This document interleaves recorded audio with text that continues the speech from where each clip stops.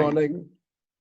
It is by number our sixth video conference, and we had overall 40 participants with the video conference with Helen Clark, Jeffrey Sachs, and Violeta Freiberger, Kerry Kennedy, and so on, discussing all the aspects of how COVID and how this virus, countries are responding to this crisis, and what we are facing. And now, as countries are now starting opening the borders and releasing these limits, then what's the post-COVID era is going to be look like?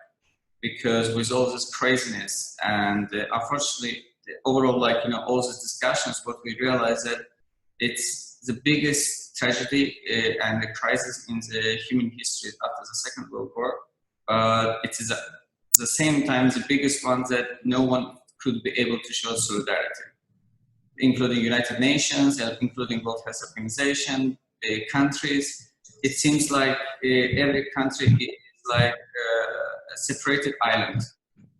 And everyone has its own island and borders. No one cares about each other, but and no one understands that understanding, but no one wants to do the steps forward. But also how it will be impacting economy, because I think that Prime Minister will be able to respond well on the issue about economy, because not every country is United States of America to print the machine, to have a print machine and to print the US dollars and to get a track of trillion and trillion dollars to the budget. How it's going to be impacting. This was overall discussion of all the 5 conferences that we had, and why there is and the interesting also, more and more people started blaming World Health Organization. There is more questions about World Health Organization. In the beginning, there was calls for solidarity, but now you see you are having more people calling for research or for investigation or for proof or just papers what they have done. Zacchiroli? Yeah, can I try to explain how we imagine it? First of all, thanks to all the participants of this panel. Thank you really to join us. And second one, I thanks Nizami Ganjavi has been thought about me to moderate this panel. That will be, in Italy, we have a common way to say that intelligenti pauca in Latin means for smart people doesn't need a lot of time to discuss things, but short, it will be better. And so I have to thank also, as Italian, the Nizami Ganjavi International Center for the support they show, not only by words, but also by means and so on, and some send mask and DPI to my country and to other country, of course, but I'm Italian, and so I have to really give to the Nizami Center a big, big, big thanks on behalf of the Italian population. Okay, so we go short and fast to a 5 minutes introducing by each panelist, please. I will go to an alphabetical order, if you don't mind. Just to have an introduction, a general introduction, as Roshan also said, about how you can imagine the world and to tackle the present issue in this moment. So also the analysis is a tough moment to analyze what went wrong at the global level and country level. But if you can suggest something about what is happening now and what is forecasting to the future, I would start with Mr. Belka, because the alphabetical order is precise. Please take the floor, Mrs. Belka. Thank you very much. Can you hear me or? Yeah. Yes. Okay. Perfectly. Good.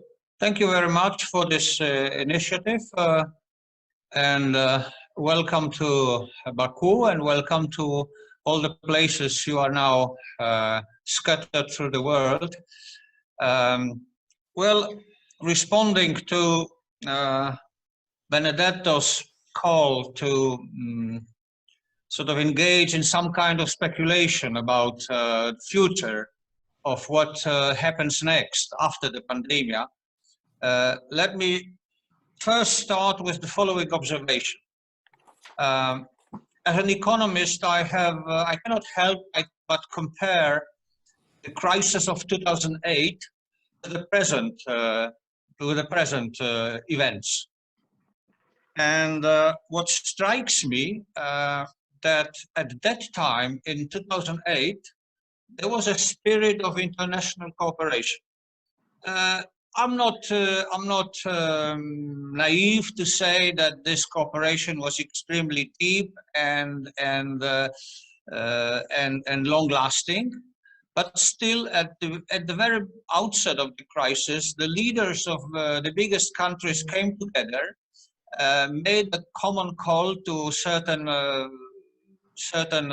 actions, and more so from the perspective of the financial sector, the biggest central banks provided foreign currency swaps that helped some weaker countries in the global economy. Even the Fed, well, I say even, at that time it was obvious that Fed would support many countries that were deemed to be the allies of the USA. This time we don't see it at all. We have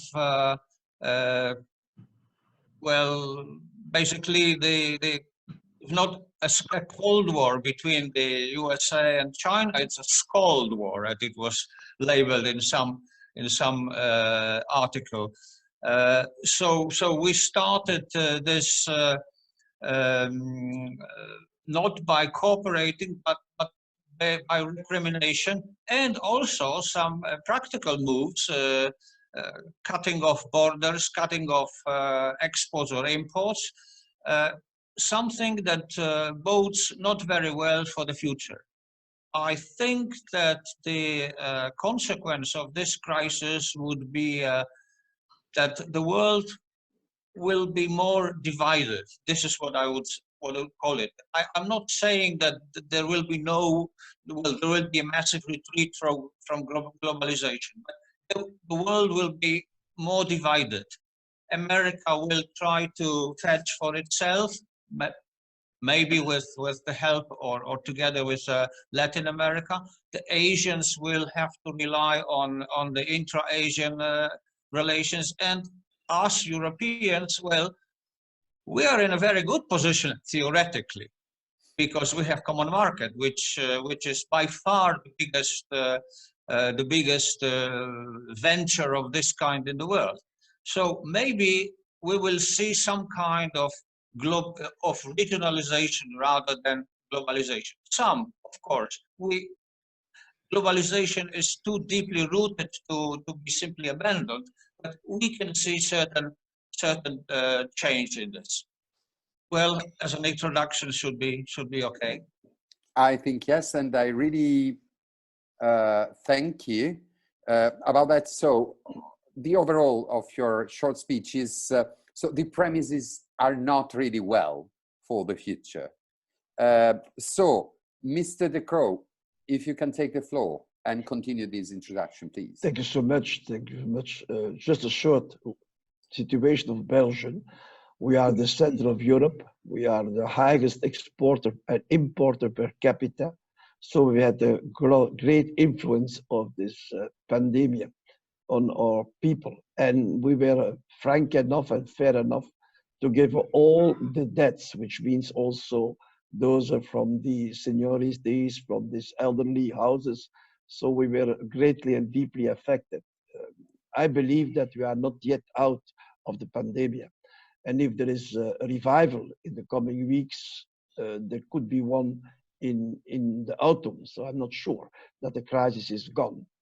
In fact, dramatically, it is not bad that the crisis in a certain sense is going on, because when it goes too fast, we forget it too quickly. But what I discovered, I just left Parliament after 52 years of uninterrupted elections, so I will be so kind, wise man of my country. But anyway, I saw one thing which was shocking me. It is the difference in age.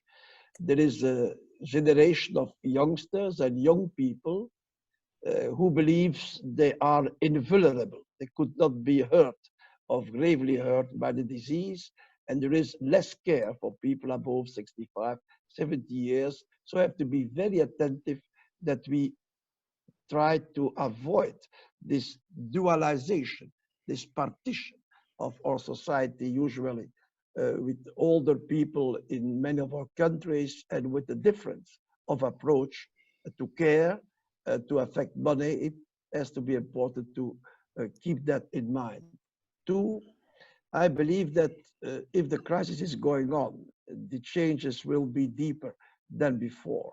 What we saw is a national egoism. Even the Länder in Germany, even the regions in Spain, even inside the same country, we have a different approach under the pressure from health protection and the pressure of economical necessities to keep life as it was before.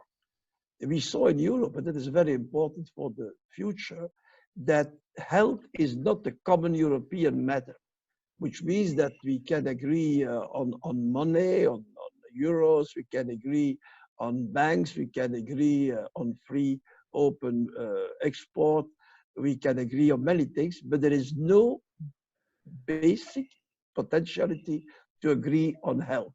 So we have to think, do we care for health cross-border later on? Do we have to look amongst countries, among united or not united groups of countries, to think about the health problems, which normally speaking are not international by treaty organized matter, despite the good work of the World Health Organization. Two, the crisis of which my dear colleague was speaking just before me was an American-European crisis in 2008. And we had a common interest, a common, I would say, past to try to defend. This time, we were not aware at the beginning that it was such a grave situation. And we started with different approach in the United Kingdom, in the Netherlands, in the Nordic countries, in the dramatic situation of Italy, Mr. President. We didn't know exactly what was going on. And we tried to care as we did in the Middle Ages. We didn't have any vaccine, we didn't have any medication. So we tried to act on an unprepared way, to come together and to try in the future to internationalize grave health problems and to try to compare the remedies we could do would be a very important lesson of this immense crisis. Thank you. Thank you very much, Mr. De Croo. Really clear, and without any doubt, you are right. So let me skip to Mrs. Itzik. Welcome to our panel. And so yes, the perspective from Israel, from the sunny Israel. Good morning to all of you. I would like to start with the praising and say thank you to Roshan.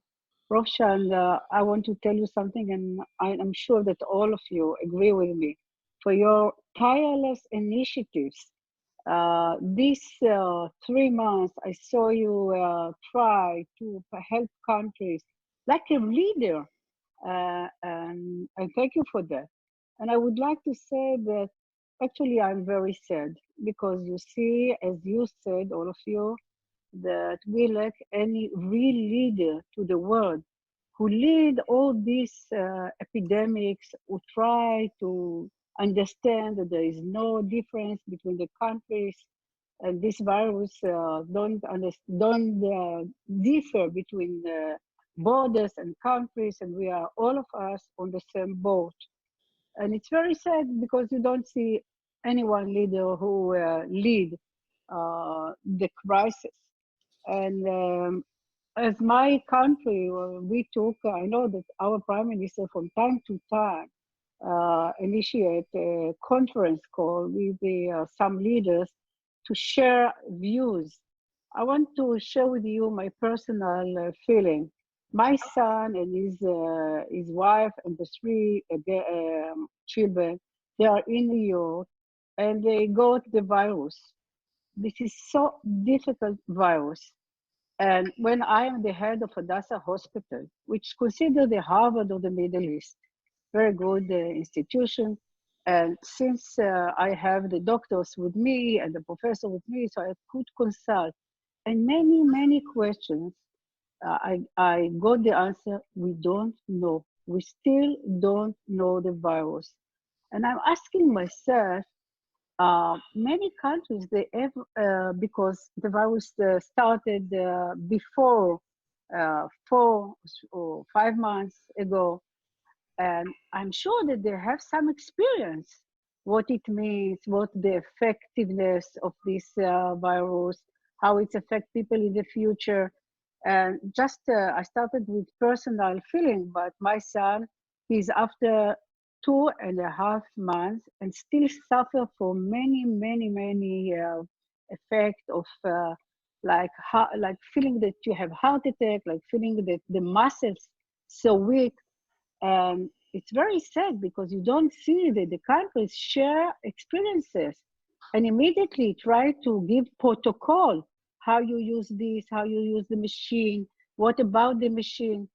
And I think that the Mr. Gordon Brown, who initiated with the Rothschild, the initiative to call all the countries and the United Nations to try immediately to cooperate together. And maybe we have to do something concrete. I don't know, after this conference call, that something that try to give the feeling that we are in emergency time and we have to do much more concerning to share ideas, what and experiences, what we felt.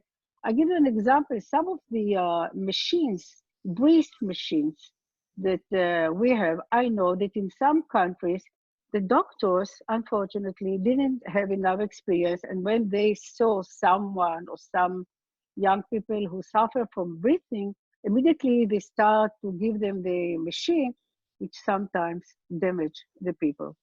And then, like we have many skins problems, very hard skins problems. So we try in Hadassah Hospital to share with you the protocol that we, from our experience. I would be very glad to give you our experience, and I will be very glad to get your experiences, and I'm sure that you have. Thank you really so much to Mrs. Itzik to share this personal experience by your part of your family that is in New York. And then this pain and this, let me say, lack of leadership that we are paying to in this moment. Let me switch to Mr. Ivanic, please, just to continue this brief introduction, please. Take the floor. Hello to all of you, and it is a really pleasure to see some of the well-known faces after some time. And one of my, I would say, I am really sad why I didn't have a chance to meet with all of you in live, let's say, and hope that Rothschild will succeed to collect us somewhere where it's safe. Let's hope that this will happen relatively soon, because to be so many months without being directly with the friends is something which is really not very good. I also would like to thank to NGIC and also to the government of Azerbaijan, because they delivered very significant amount of the support for the Bosnia and Herzegovina. Coming from Bosnia and Herzegovina, which is politically complicated and economically very weak, I have to say that our problems are even more bigger than the problems which I had for the friends from the different countries. First, globally, I expect that in the years to come, we will have a huge fight between something which I call globalism, where we have, which was in, let's say, as long there was one strong power, United States. After some other countries joined, like China and especially European Union, globalism is in a quite difficult situation. Now we will have fight between globalism, multilateralism, which means all the players are relatively equal, not completely equal, and something which I call separatism or sovereignism, where the countries are significant and where every country will think about its own population. That's a very difficult situation and very dangerous dilemma. I really hope that we will be not isolated. It's enough to be socially isolated that we are all somehow during this crisis we were alone. All of us, we were individually alone. And we are social human beings. We like the contacts and hope that this will not spread to the countries. And I really believe that a common effort is the only way to win in this situation. Economically, Bosnia and Herzegovina in a short term was not so difficult in the last 2 months. But we already have some problems. We have a huge number of the population which work in European Union countries. With the beginning of the crisis, they lost the jobs and they came back to Bosnia. I estimate that during the crisis, Bosnia has a 3.2 million population. At least 200,000 people came back without having a jobs here, without having jobs in the European countries, and with the big pressure on the healthcare system. If the crisis will continue, economical crisis, these people will also, there will be new inflow of those people because we already have hundreds of thousands of people which have jobs in the European Union, and that can be a big problem. Additionally to that, the European Union is the most important significant market for the Bosnia and Herzegovina companies. If the crisis will continue, there will be a lack of export. So the whole economy can shrink. And to be frank, we cannot rely on the common funds and everything. And the challenges can be really, really, really big, and hope that there will be some sort of the solution for this situation. Can we predict that at this moment? Very difficult. But I really believe that, speaking generally, this dilemma, how the whole, not only the coronavirus, but the whole political and economical global life will continue. Is it globalization with the one or two key players? Is it multilateral approach where the whole countries are not completely equal, but common approach? Or shall we expect each country, especially the big, the strongest country, economically, also, will they think just on themselves? And this is really a big dilemma. And coming, as I said, from the small country, I think that we depend a lot on the common effort of the European Union. That for us, this is the only alternative, and hope that the European Union will have a little bit broader picture about the smaller countries, because without that, I think all of the small countries are in a very difficult situation. We are almost lost in that case. Thank you very much, Mr. Ivanic. So, and as you recall, your premise is, so I think that Roshan really avoided the risk to have us, all of us, in quarantine in Baku, because he decided to to postpone our annual meeting in Baku just 1 week before the hell exploded. So he was really lucky, not us, but so, because I think a quarantine in Baku altogether would be an interesting experiment. But sorry for this just intervention. And so I skip and I give the floor to Mr. Josipovic, sorry, our last panelist, about the introduction. After that, I would have a series of questions for all of us, if you can take it, and after answer. Please, Mr. Josip. So, thank you, Rovshan, for invitation, for organizing such conference. Thank you, participants. Firstly, I would like to stress that predictions for the future are very uncertain. Our topic is the world after Corona. I'm contesting whether are we really going to have period after Corona? No one knows. No one knows. Are we going to have permanent crisis, health crisis, or we are really going to get rid of Corona? No one knows. Actually, no one knows. Secondly, I would like to stress that it's already visible that Corona is a really danger situation, is causing very big social consequences. From simple human behavior to strategic problems and strategic changements. Are we going to have, simply example, concerts in concert halls in future? Who knows? What's the future of symphonic orchestra? What's going to happen with sports? Are we going to switch to electronic football matches or whatever? So it's really hard to predict what is going to happen in future, especially because new generation that not participated in old life is taking floor. Probably their culture will be completely different than ours. Secondly, definitely we can even today recognize very important political changes. Firstly, we have changements on local level in particular countries, especially now being a member of the European Union as a European citizen. I recognize many changements in European Union, and many challenges are going to tackle our democracy. Firstly, there will be definitely changements in the political culture. Yes, European Union is challenged by behavior of individual particular countries, and it's questionable what will be the future of European Union, because unity, solidarity is essence of European Union. If we don't have this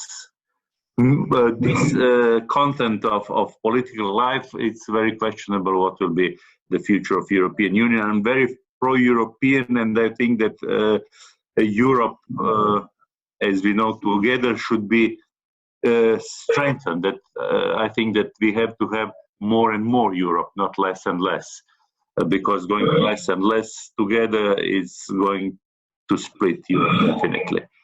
Then on individual level, states are going to be challenged by undemocratic tendencies.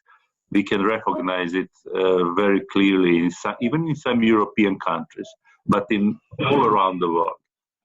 It's questionable what will be and how will classical Western democracy going to function. From how to technically organize the election, we are going to have election in month and a half here in Croatia, and it's really a challenge. How we are going to campaign. Probably internet will be more and more important in political life than ever before. And what will be in future, we can just think about. Internal political consequences will be, of course, changed also by huge economical problems. From history, we learned that economical crises tend to generate undemocratic tendencies for different reasons. I'm not going to enter in details, but everyone who knows history can understand this thesis. And thirdly, of course, it's international level. It's always combined with internal level. And now we can really recognize that in some countries, especially United States, elections are coming. Someone should be blamed for unsuccessful governments. Someone, and probably it's the most easiest way to blame other country, and it's very dangerous, especially when we recall history and when we recognize that the big economical crisis very frequently cause serious wars. I hope that there will be enough strongness to political leaders to avoid this tendency, really recognizable tendencies from history to misuse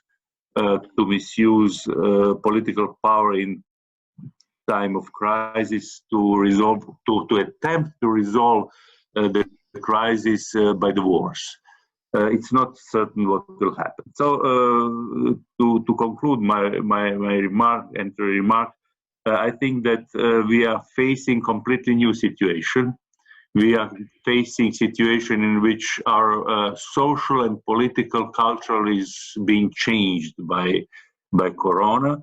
We need strong and democratic, that's very important, democratic leadership, especially in strong countries, and we need more multilateralism and more unity to resolve all those problems. Thank you.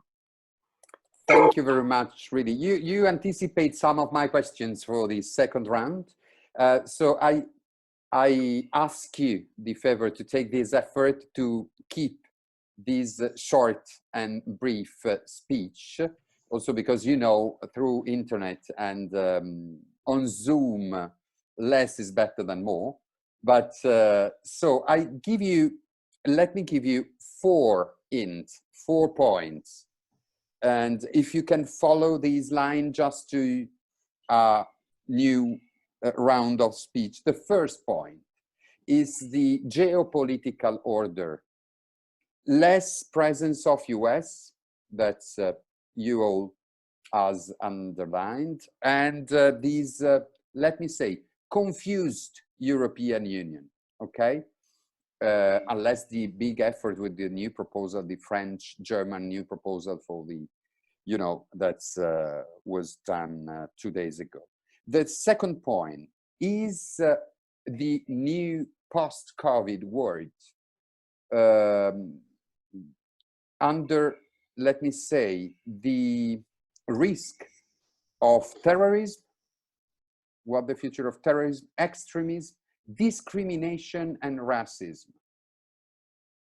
The third, I know that you can write an encyclopedia just with the first 2 points, but so the third is that time for a new rise or a rise for the East countries and the East Bloc? And the fourth is about, let me take just a quotation from the Financial Times of today about education and culture. Today, they write in a box, more than 500 million children are missing out on education as a result of lockdowns, largely because of a lack of internet access, UN estimates show. So the cost of closing the gap in internet access in low and middle income countries was estimated at 100 billion in 2010, according to the UN reports. In contrast, the IMF estimates that countries around the world have so far spent 9 trillion in fiscal support to help counteract the economic impact of the pandemic. And go to close. So the UN forecast it will fall this year to such an extent that it will erase all progress in over the past 6 years. So, which is in the last meeting of Nizami, we spoke a lot about the SDG. What is the future of that SDG? Are still valid? They are changing? What the role of UN and the single countries in front of UN? I know, I apologize, but first of all, are my question, and I'm really hungry to listen from you, and I will take it around as from the beginning with Mr. Belka, please. Thank you. Well, we have quite a lot on our plates because you have asked so many more detailed questions, but let me pick some of it. Let me start with confused European Union in this new situation. As an economist, I will try to stick to the economic, let's say, dimension of this. The panic, it's not so much the virus, but the panic after the virus froze the economies. So in a sense, it was a symmetrical shock. It may have been a symmetrical shock, but the consequences are going to be quite asymmetrical. And we know in Europe very much that some countries can react to the crisis with, let's say, in a more generous way, and some are restricted by the previous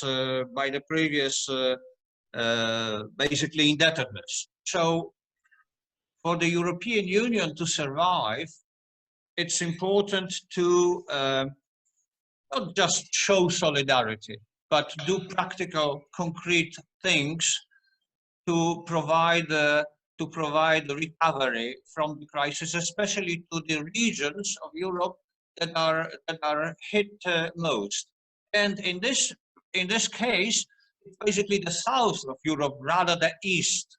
We in the east, I'm Polish, we were used to think that, well, all the solidarity is for us, so to say, because we are poor, we are the new. Now we are less poor, and there are countries which are hit worse than us because of the structure of the economy. I mean, tourism, all this, but also the mountain of public debt, which is only increasing. So there will be a change in priorities in the European Union. And coming from Poland, being a die-hard Euro enthusiast, I'm for it, because we want the European integration to survive. Second thing, and I will close, you have also touched upon the issue of education and problems with education that are the consequence of the crisis. Well, we have been talking about digitalization of Europe for many years. Well, not so for many years, but for some years at least. Now the crisis shows that this is an urgent problem of today. We don't just need to fight, let's say, digital exclusion, but the access to internet should be universal and of very high quality for the people, especially in families with more than one or two children, to get access to remote education. So I think this is the crisis will simply accelerate our drive to build up digital Europe. And the last point, and of course, it's always so that the poor and the weak suffer more. What we will survive in Europe, what Chinese will probably survive, although we know very little about them, becomes a huge challenge in Africa. Well, I don't have ready answers, but this should trigger a serious effort on the part of the whole world to tackle Africa. Because if we talk about poverty or extreme poverty, we really talk about Africa. Because everybody else somehow can take care for itself, for himself, herself, but not Africa. Thank you. Thank you very much, Mr. Belka. Maybe it's time to start to think the internet access as a new human rights for all. Maybe it's time. I don't know. Mr. De Croo, please. I'm very glad that you spoke about Africa. I was ready to do that. I'm chairing an institute on Africa. I'm going very often. Don't forget that 1/3 of humanity very soon will live in Africa. There is an extraordinary birth rate. There is an extraordinary poverty, and we do not know exactly what will be the impact of the coronavirus. But may not forget that Africa is providing China with agriculture, that the big power as China lacks agriculture to feed its people, that Africa is providing through many channels, to minerals, to the big power, which is China, and that Africa with almost its megapolis, Lagos, will have 40 million inhabitants very soon, Kinshasa, 15 millions. This is poor, proletarian, detribalized people. And I believe that we have to care for Africa greatly. We try to do it from Belgium, we try to do it from Europe, but I'm very glad that we spoke about Africa and for this disease on one side, after Ebola and other ones, HIV, we have to care for Africa, especially Europe. It is the southern part of formal activities, more or less common religion, more or less common languages. Africa has to be in the front line, I believe. Now going back to Europe. Don't forget, Europe was born because of horrible European civil wars. 1914, 1918, 1939, 1945. We have built Europe to avoid that it could never happen again. That was the fundamental basis of Europe. We have also the infrastructure which we can build.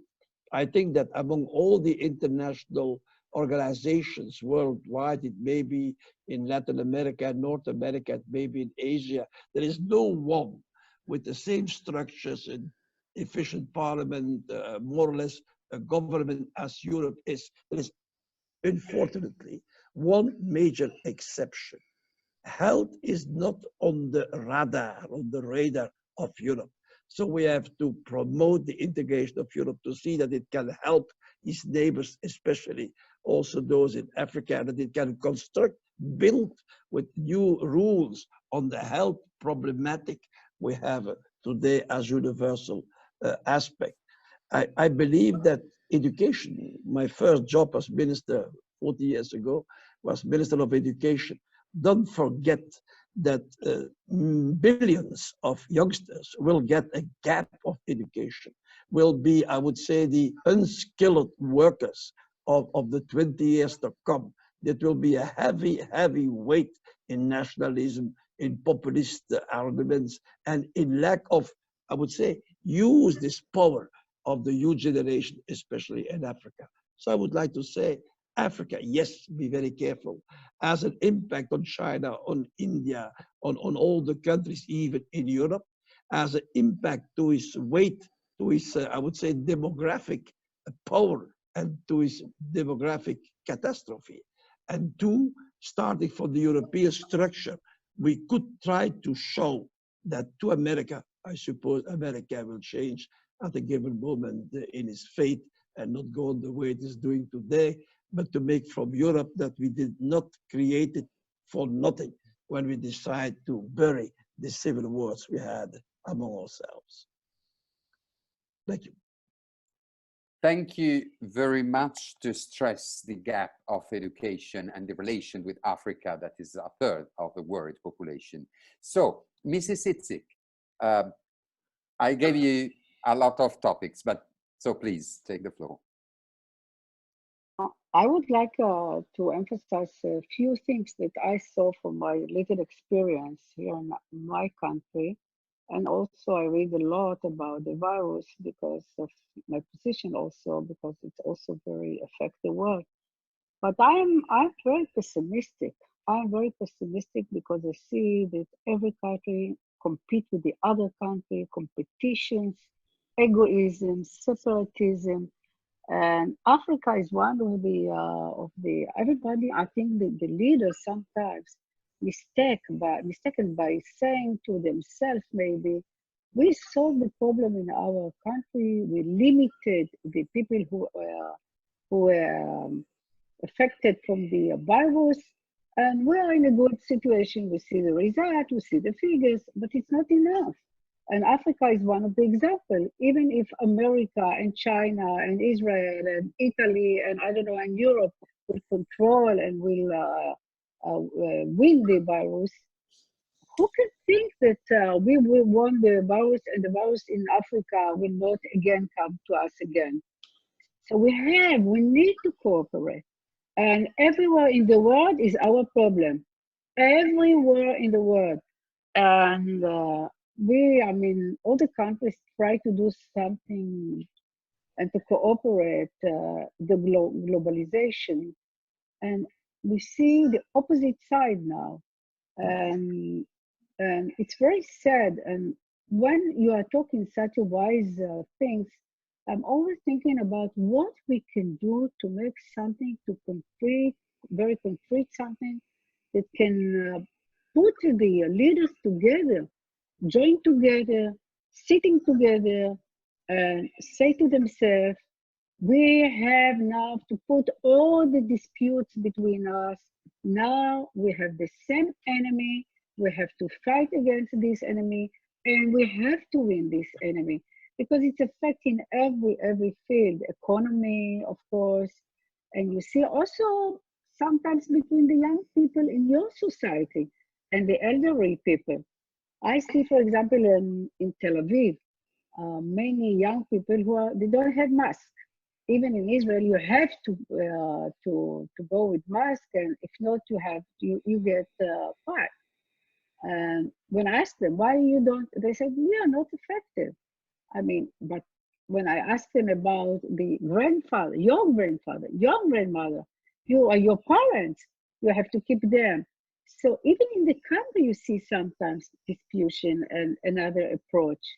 What I'm trying to say that the Nizami Janjawi, under the leadership of Roshan, really did many good initiatives, but I'm looking for something that may put some, strong bell to the leaders and to say, please don't blame now other countries. You have now to go and to understand that we are in a war, and it's a war in many, many fields that we have no choice just to win. Thank you very much. So for certain, the virus show us that is the biggest actor in the world that understands what is democracy and globalization. It doesn't make any difference to it, somebody, about the range or class, society, and so on, and every nation is high. Way to stop the virus, to eliminate the virus from us. It's really, it looks for me like science movies, what science fiction movies, what will be, how the future will look like. Definitely there will be a separatism. Definitely there will be isolation, like a concept, because of the fear. And I wouldn't be in a situation of the very poor countries with a huge population. Everybody will be afraid of them. Thinking about India, Bangladesh, and these people, I wouldn't be in their situation if the virus continued to be among us. Additionally to that, I think that slowly we have this crisis, current crisis, show us that there are leaders which very much use the virus in order to be significant, powerful, important, and supported by the people. During crisis, people are ready to accept undemocratic rules, undemocratic leaders, because the fear is even more important than the basic human rights. And if you see the measures all over the world, almost everywhere. All the things were concentrated in the power of the few, just a few people. And during this crisis, the role of the parliaments are more or less formal. So the change, the world will be really different. There is a real change, and I'm not very happy with these changes. Maybe I'm old-fashioned guy who thinks about the old, world. So I cannot see the basic values which will be essential in that kind of world. To be frank, I understand the internet. I understand all these new way of education.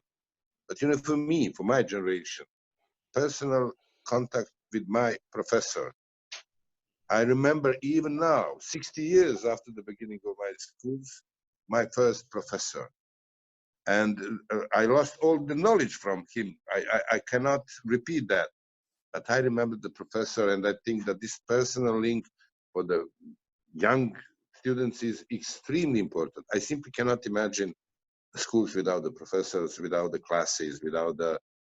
What is the essence then of us like human beings? How we can meet? How can we be together?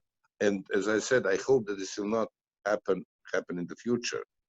Separatism, if this continue, isolation, the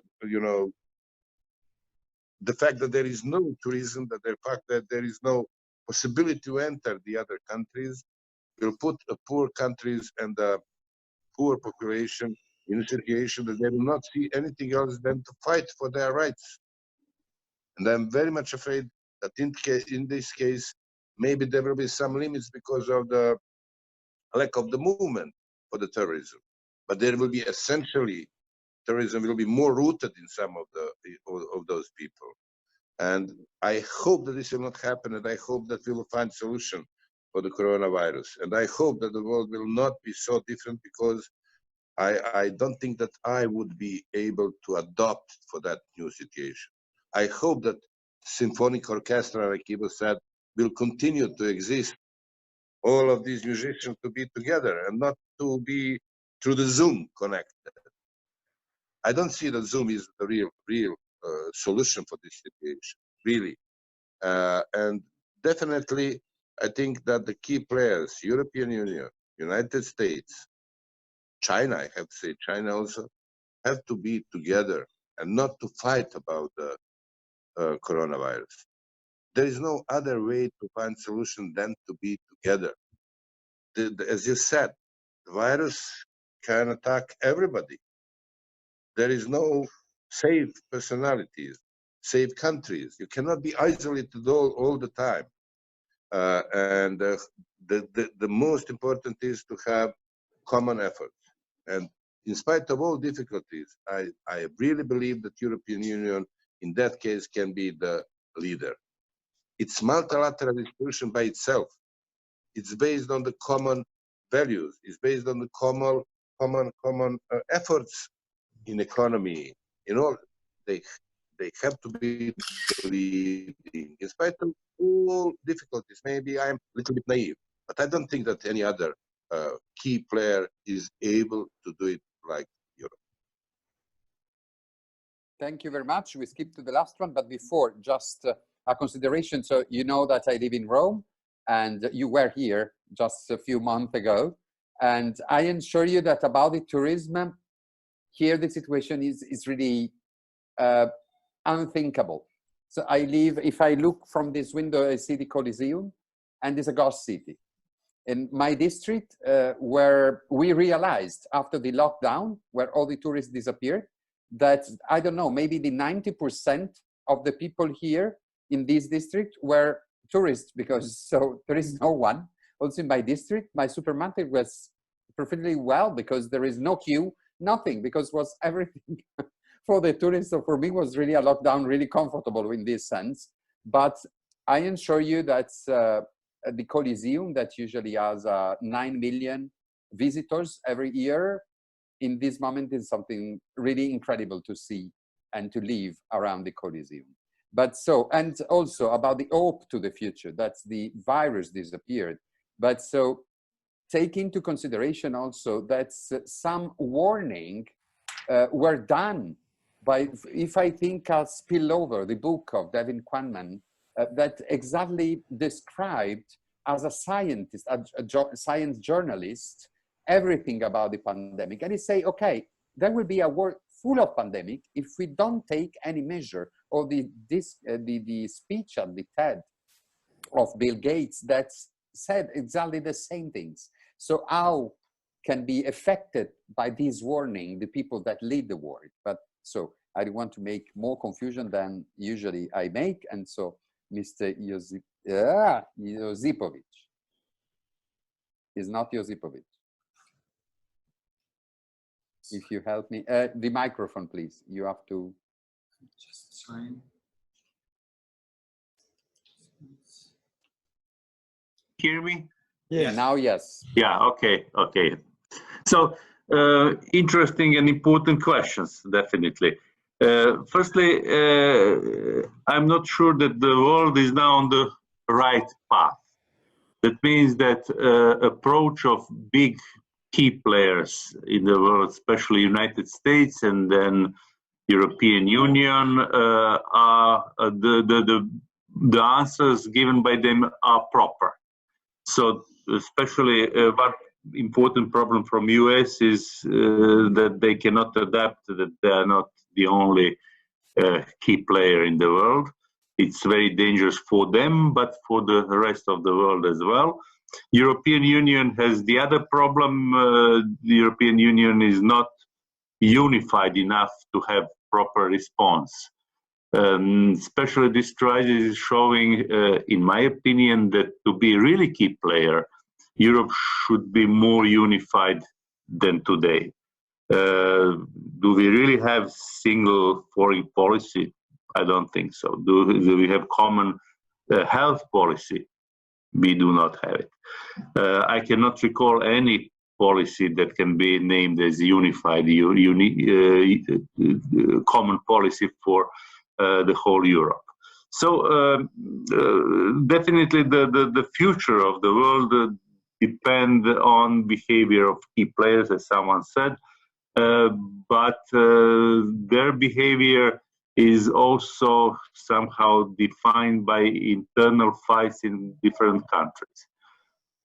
There is wording in my homeland that it's better to be the first in the village than the second in the city. And I recognize this wording as the moving force for the most of European politicians. They would like to be strong first person in their country, not to be second in European Union. And that's, I think, one of many political cause of many political and ecological problems in European Union. I cannot answer all your questions, but let's focus on education. I think it's very important. Now I'm acting as a university professor at the University of Zagreb at law school, and I have exams by internet. I have lectures by internet, and it's strange experience for me because I enjoyed direct contact with my students. I hope they enjoy it as well, not the exams, but probably lectures more. And now it's changed. It's completely different. We are innovating new forms of education, new forms of communication between professors, university, and students.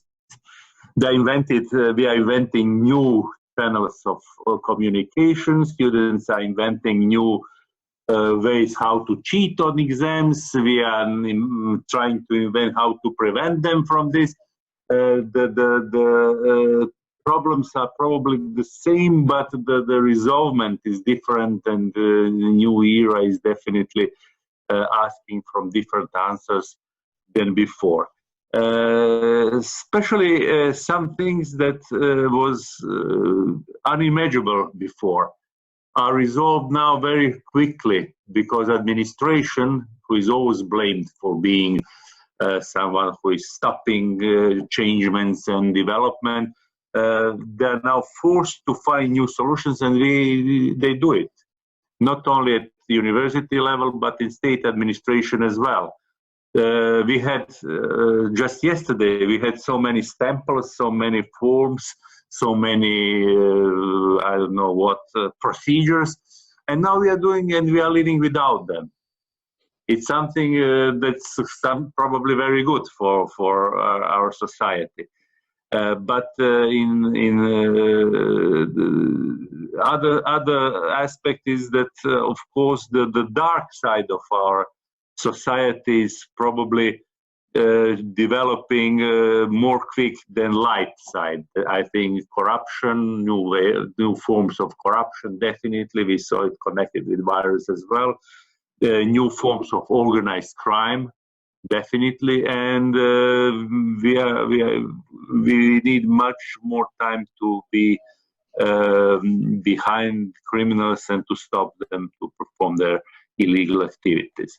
So there will be many changes. Even in the best scenario, I think even more, I think that there will be no best scenario or good scenario without our capability to change, to understand that we cannot behave as yesterday.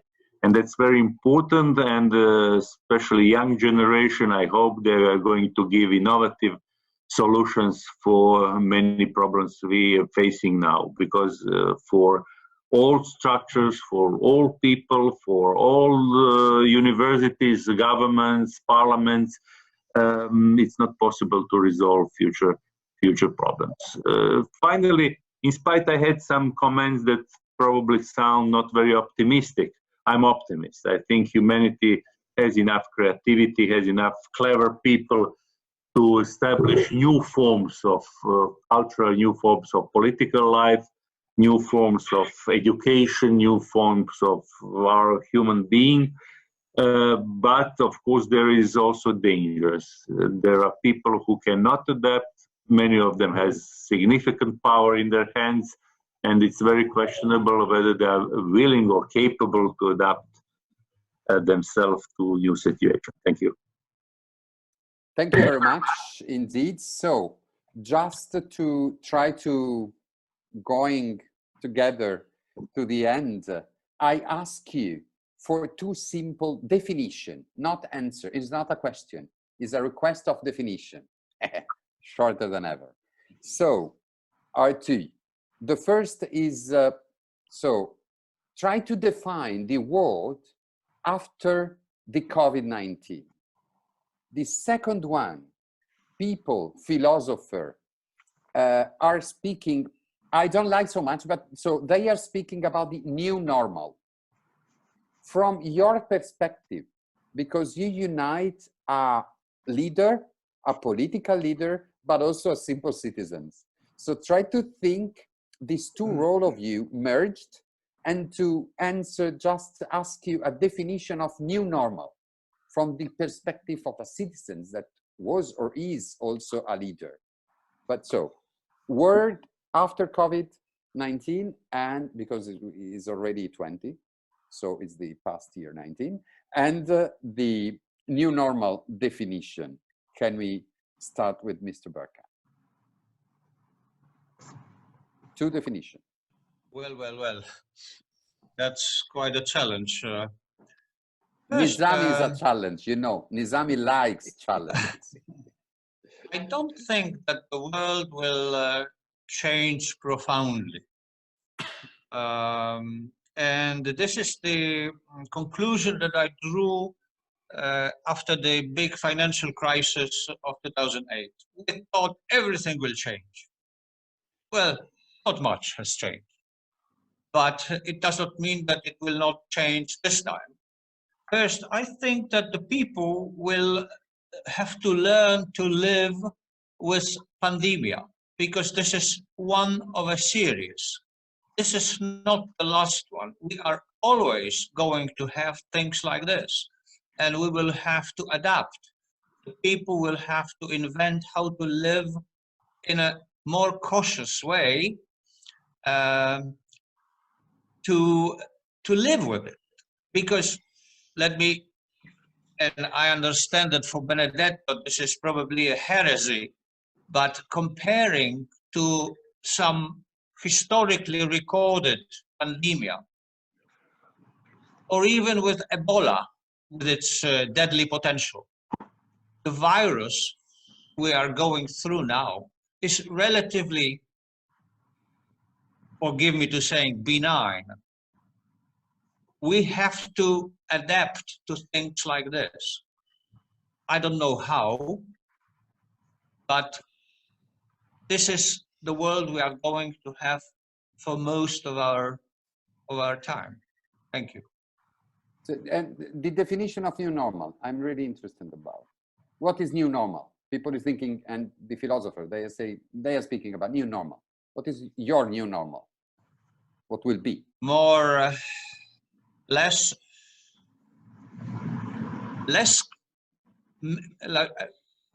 crowds, more remote contact. I'm sorry to say, because this is for our generation a disaster. But for my children, it's pretty normal. That's it. Oof. This is really shocking to me. Listen, that for the children is this new normal is pretty well. No, but no, I me, can understand fully. I promise. As soon as the borders are open, I come to Rome. Okay. As a matter of fact, I am playing my vacation in Croatia, and I'm not going to give up on it. I'm not so faithful to our countries, European countries, because I spent my summer usually in Israel, in Tel Aviv. So I'm really, but okay, I don't want to say word is one. You're invited. You're invited. Oh, thank you so much. That's really, I'm really here looking at the flight of Alitalia every day, if it's possible to come. Dalia can organize the best treatment for anyone. Like, she knows every place in Tel Aviv. And not only Tel Aviv, Jerusalem as well. Wow. Okay, so I try to the common issues and not the personal one. So, Mr. De Croo, please, from Belgium. Well, I believe that if the crisis is lasting long enough, it means years, there could be a little change in attitude. For instance, in the United States, the building of offices stopped, but they are building private apartments with an additional room for telecommunication. So if the crisis is going on long enough, we will feel some changes. If not, the changes will be reduced. But what I'm afraid is that after that crisis, the strongest people will be stronger. The weakest people will be weaker. And I'm afraid that the climate will not be the main issue. We are now more than 7 billion people on Earth. We are too numerous to keep the world safe. I believe that the situation will be harder, more difficult, more selective, more egoistic. And so we have to fight now and in the future against such an evolution. Herman, you're new normal. Normal will be a separation of generations. I'm afraid that the older generation will be right off. The younger generation will feel safe, which is a dangerous, I would say, division of societal life. And I'm afraid that the power of knowledge will be concentrated in bigger hands, and there will be more, let me sorry to say that, technological slaves than ever before. Oh, try to keep positive. So, Mrs. no, it's okay. I try to fight against that. Not easy. Please, Israel, speak with us. It's very Give us difficult some hope, please. Yeah, it's very difficult to be positive, but it also depends. If the virus will disappear, so I don't see a big change in the countries and in the world. But if it will last long time, I'm very worried about also the feeling, as my predecessor said, that the young generation will not feel something very crucial concerning to the feeling that they are affected by the virus. And our generation, I don't know, you are young people, but I'm talking about my generation. So I think we have to, 83, we will keep more social distance. less surrounded by crowded people, which is very sad, I believe. But I believe, you know, I just try to finish my words with the optimistic remark. But I believe that technology and science and medicine will get much more influence and much more money, and maybe other countries will understand that enemies, to control enemies, or fighting wars, stupid wars, is not worthy enough. We don't need these wars because we have another one. And maybe it will persuade, I'm talking about my region, but many regions in the world, maybe all of us will understand, as I said, that we are in the same boat. So maybe it will influence in another side of the world that still we have conflict. Thank you very much. We skip to Mr. Ivanic. To definition for you, from you. In short term, New World will look like last 2 months. So no contacts, no travel in short period, and hope that this will not be for too long. But if the corona will continue to be among us, unfortunately, what we had in the last 2 months will be, unfortunately, the new world. And hope that the common efforts will have something which will be a positive, so that the corona will disappear and that we will come back to something which I consider like a only possible normal life. What I had in the last 2 months, for me, it's not a normal. And hope that this will be not the end of my life in these circumstances. Hope that we will come to the, maybe it's typical for the old generation, old good life in the past. New normality. There are some positive elements. More contacts within the families. All of us spend more time with the family in last 2 months than in the previous months. More contacts with the real friends, smaller number of the real friends, but less contacts with the other people.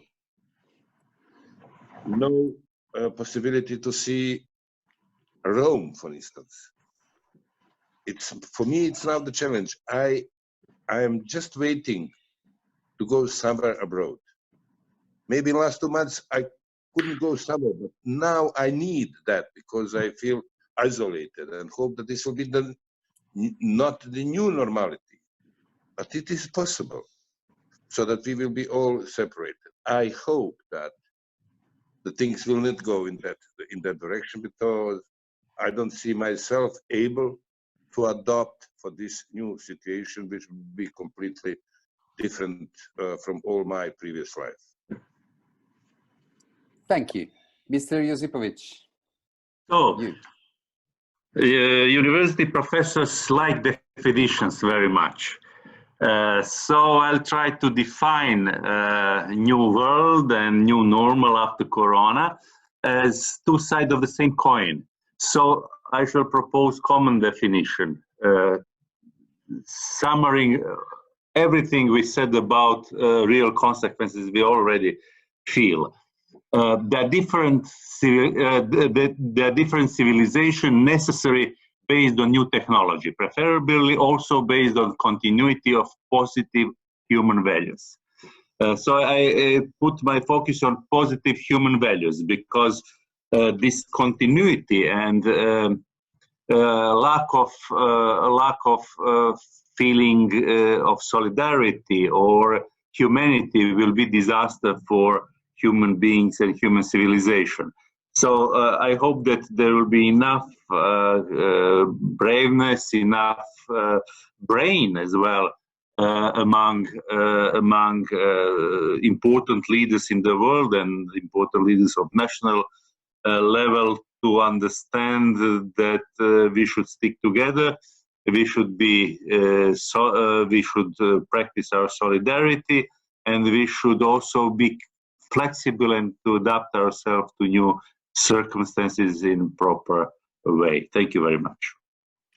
Thank you so much. So I'd like to thank you, all of you, first of all. But first of all, to thanks Nizami, that is really these fantastic tools to put us together, to share the perspectives, different perspectives, ideas, thoughts, proposal, facts, analysis, everything. But let me finally give the floor to Robson just to wrap up something. And if you want, you are the real master, we know. And so if you want to give the floor to somebody else for a last speech, you are authorized by the moderator. Thank you so much. I'm grateful, like, you know, on behalf of all our team for your time and for your, like, you know, valuable thoughts and insights. And this is a really challenging time. And I've been having, like, for the last 2 months, maybe 50 or 60 video conferences alone, and with one person, and then with the 6 conferences, and you realize, like, you know, how it affected our lives, because nothing is going to be the same anymore. Our lives has already changed. Like President Ivanic said, that we used to hug each other, like to go to see parents, to, like, you know, to go to the shop, grocery anytime, but now we have to go with the time limits and everything. It changed our life, definitely. But it's also brought up something that, you know, there is a definition of leadership, and it brought up importance of the leadership this day. Definitely, in the current leadership, we have a lack of leadership. But when we look up Helen Clark, or Gordon Brown, or Vladimir Freiberger, you know, all of these people are running around and making statements and collecting people, Nobel laureates. Like last time, Kailash Satyarthi, 45 Nobel laureates with Herman, Croo, and President Ivanic and Josipovic joined, like 88 Nobel laureates and leaders joined for the coalition to call for the leaders. It's another story if they're going to listen to us. But every step, every beat is important, and what we have to do, because I think that what we are doing is important for the public and for the young generation who are staying at home, who doesn't have an availability, and also a call for the current leaders in order to listen, or maybe to get some advice, or, like, you know, some thoughts from these eminent people. We will be continuing doing this, and we hope that next month we will be having a bigger conference. We are now working with Gordon Brown and Tarja Halon and Helen Clark and Vaira, in order just to see how we can just manage out to have a broader, you know, number of people, and in order to have an efficient, but to have a really declaration which can emphasize everyone's attention and everyone's problems. And we are really grateful to each of you, like, you know, because I know I've been in touch with some of you, like, you know, face to face, by WhatsApp, Zoom conference call with Dalia, with Ivanic, and with President Josipovic. And I'm really grateful to each of you, the Prime Minister and to Dr. Herman Croo for joining us. And to Zacchiroli, definitely always moderating as the best way as he can. Thank you. So thank you so much, Robson. Pleasure. So we are reached the end. I thank you, all of you, really. And it's thank you, Mr. Moderator. No, thank you too. I hope to add you, all of you, as soon as possible in Baku. Be happy. Be happy. Be happy. Thank you. All of us. Okay, bye-bye. Thank you. Next time we want Rome. Waiting for you. Thank No you doubt. so much. Bye-bye. Thank you. Bye-bye. Bye, Robson. Thank you very much, Robson. Take care.